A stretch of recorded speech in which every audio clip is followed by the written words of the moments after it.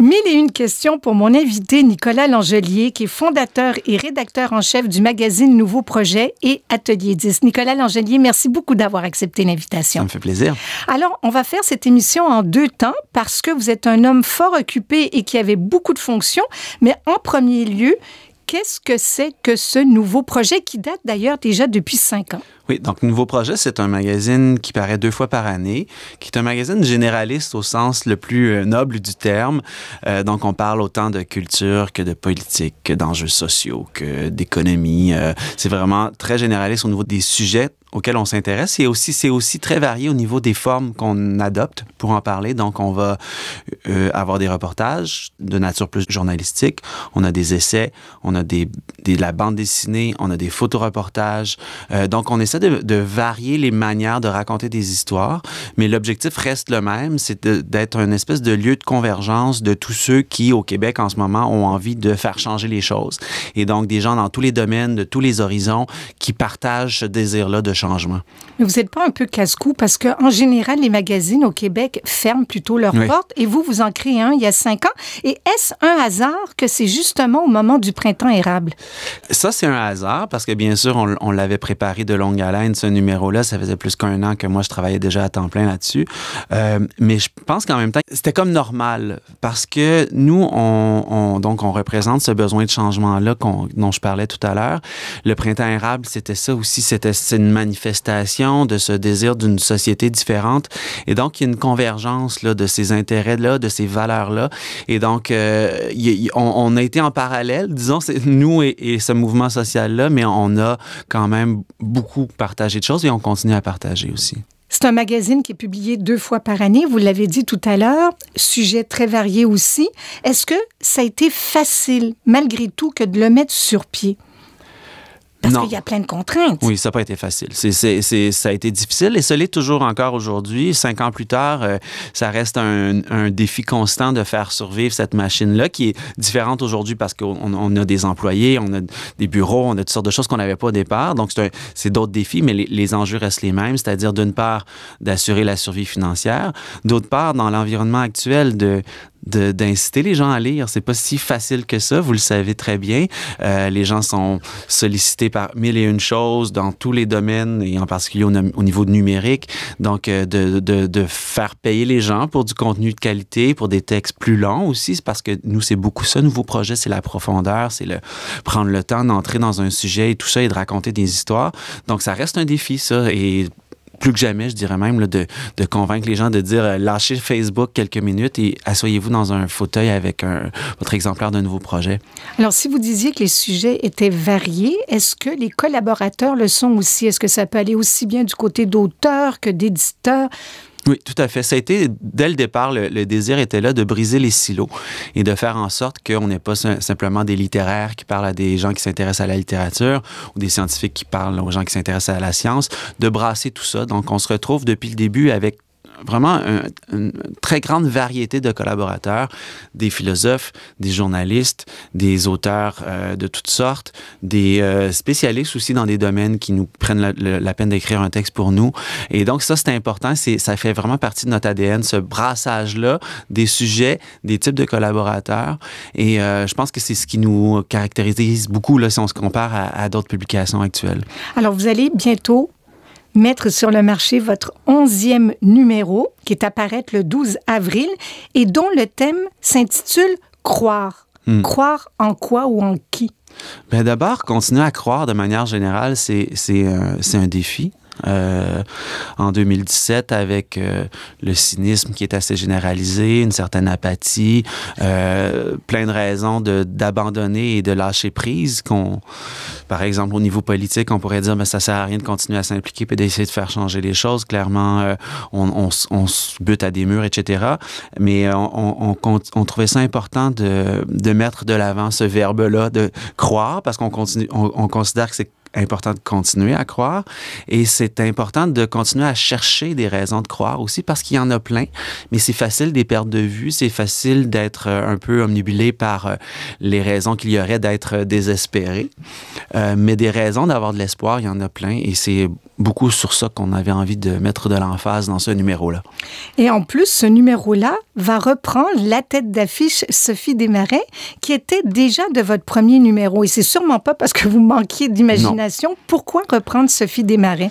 Bien, c'est d'une part un clin d'œil au temps qui passe, de dire 5 ans plus tard, on reprend la même personne, puis on la met en une en niveau. Et d'autre part, c'était un espèce de retour à nos origines aussi, de dire que les idéaux qui nous habitaient à ce moment-là, au moment du lancement de nouveaux projets, ils sont encore là, sont encore plus forts que jamais dans notre identité, dans notre action quotidienne. Et donc, de boucler cette boucle-là, c'était un symbole important pour nous, de la même manière que on va faire notre lancement de ce numéro-là à la Société des arts technologiques, qui est le même endroit où on avait lancé notre premier numéro il y a 5 ans. Donc, il y a ces boucles-là en ce moment. Et précisons, Nicolas Langelier, que tout le monde est invité. Oui. Donc, le 12, à partir de 5h, 17h, tout le monde peut venir donc au 1201 boulevard Saint-Laurent et fêter avec vous parce que, de nos jours, 5 ans pour une revue littéraire et autres, c'est quand même quelque chose qu'on doit souligner. Mm-hmm. Mais, comme je le disais en entrée de jeu tout à l'heure, Atelier 10, vous êtes aussi le fondateur, vous êtes aussi rédacteur en chef. Ça fait référence à quoi, Atelier 10? D'abord, il y a la notion d'atelier, d'artisanat. On se considère comme des artisans de l'information et des idées de manière générale. Donc, cette notion-là. Et le 10, c'était pour les années 10, donc notre décennie actuelle. On avait ce désir très fort de refléter les préoccupations de notre époque et de faire entrer le Québec aussi profondément dans le 21e siècle. Donc, ce chiffre-là symbolisait ça. Parce que précisons que Atelier 10 a été fondé à peu près 1 an avant le nouveau projet. Vous avez le théâtre et vous avez les documents. Donc, au niveau pièces de théâtre, moi qui adore le théâtre et qui y vais beaucoup, c'est sûr qu'on est super bien servi avec des gens comme Évelyne de la Chenelière, Guillaume Corbeil, Olivier Chouanière, Philippe Ducrot, Anne-Marie Olivier et combien d'autres. Mais pour les documents, ça s'appelle documents. Ça fait référence à quoi exactement? Ben, c'était un peu comme dans l'esprit de nouveaux projets, de trouver un nom qui n'a pas une connotation trop forte, qui permet aux gens d'appliquer leur propre vision de cette collection-là au titre. Donc, document aussi fait référence à quand on crée un nouveau document sur l'ordinateur. Donc, c'était aussi simple que ça. Et d'avoir parce que l'idée derrière la collection documents, ça a toujours été d'avoir une grande variété. Encore là, comme pour le magazine. Donc, on a eu des livres d'éthique, on a eu des livres qui étaient consacrés à la poésie, à la maternité, à la classe moyenne. Donc, il y a eu toutes sortes de choses, de sujets qu'on a abordés par toutes sortes de gens encore là. Donc, des gens du monde littéraire, des professeurs d'université, en tout cas, vraiment des gens de toutes sortes de domaines. Donc, cette neutralité-là au niveau du nom convenait bien à quelque chose qui est aussi varié. Oui, des noms fort connus, même au niveau théâtral, vous publiez vous-même. Il y a aussi des gens comme Jonathan Livernois, Steve Gagnon, Fanny Bride, Samuel Archibald, Véronique Côté et combien d'autres. Donc, les gens qui fréquentent le théâtre sont bien servis. Ceux qui le fréquentent un peu moins sont aussi contents parce qu'il y a plein d'articles de fond. Comme vous le disiez, c'est pas des articles de quelques lignes, mais de plusieurs pages, ce qui est très rare. Est-ce que Atelier 10 pourrait vivre sans nouveaux projets et vice-versa ou pas? Nouveau projet ne pourrait pas vivre sans le Atelier 10 dans la mesure où nouveau projet coûte très cher à faire. Je le savais dès avant de lancer que ça coûterait très cher à faire ce magazine-là. Et l'idée, c'était d'entourer le magazine de différentes sources de revenus qui lui permettrait vraiment de survivre carrément. Et donc, il y a cette collection-là de documents qui a été un gros succès depuis le début, donc qui apporte des sous à nouveaux projets, la collection de théâtre. On a une boutique aussi sur la rue Beaubien dans la Petite Italie. Donc, c'est toutes des choses qui ramènent des revenus et qui subventionnent finalement un nouveau projet. Et en plus, vous avez les fameux signets. On peut s'abonner, les recevoir gratuitement. En quoi consistent ces signets? Ça fait partie de notre mission de curation, donc dans l'univers d'information auquel on est confronté chaque jour, de nous aller choisir une chose par jour qu'on trouve intéressante, qui a été faite par d'autres magazines ou par des stations de télévision ou par des auteurs tout seuls chez eux. Et donc, de sélectionner ces choses-là, d'en proposer une par jour à nos lecteurs. Et la fin de semaine, le dimanche, on envoie une infolettre qui regroupe les 6 signets de la semaine. Et donc, les gens apprécient beaucoup beaucoup ce choix très méticuleux qu'on fait de sélectionner une chose par jour et de la présenter. Mais c'est un travail laborieux parce que je suis allée voir souvent ce que vous proposiez et ça va vraiment dans tous les domaines. Ouais. Ça a l'air de rien, mais c'est un travail continu et il faut être à l'affût de tout au fond. Oui, il faut avoir un regard très large sur des choses très, très différentes et avoir aussi quand même une bonne connaissance des gens qui nous lisent. Puis je pense que ça, on l'a après 5 ans. Même si les gens qui nous lisent sont aussi variés que les sujets qu'on traite, il y a quand même des choses qui réunissent ces gens-là, qui font qu'il y a une cohérence dans notre lectorat. Et la plupart des gens trouvent leur intérêt dans nos signets aussi. Alors, prochaine étape, j'avais envie de dire plutôt prochain projet pour vous, parce que vous vous arrêtez jamais, ça serait quoi? Nous, d'une part, on essaie de consolider tout ça parce qu'on a grandi très vite en 5 ans, donc de un peu prendre le temps de solidifier les choses. Mais une chose que je peux dire qu'on a vraiment envie de développer au cours des prochaines années, c'est l'aspect événementiel.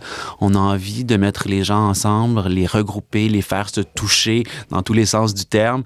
À notre époque numérique, c'est très facile de rester seul chez soi et derrière son écran. Il y a encore une très, très grande valeur à être ensemble, à pouvoir discuter, pouvoir partager, pouvoir rencontrer des gens. Et donc, ça fait partie de notre mission tout à fait. Je vous regarde, là, vous avez l'air en santé. Moi, je souhaite aussi que votre magazine le reste très longtemps en santé, sur le marché, parce qu'on sait combien est-ce que, si on n'a pas de subvention, si on doit à chaque fois essayer d'aller chercher des petits sous à droite et à gauche, combien est-ce que c'est difficile. Et en plus de vous lancer dans de nouveaux projets, vous vous lancez également dans d'autres projets, dont celui d'Atelier 10, qui est déjà sur le marché depuis des années. Félicitations à toute l'équipe et longue vie à tous vos projets. Merci beaucoup. Merci d'être venu aujourd'hui.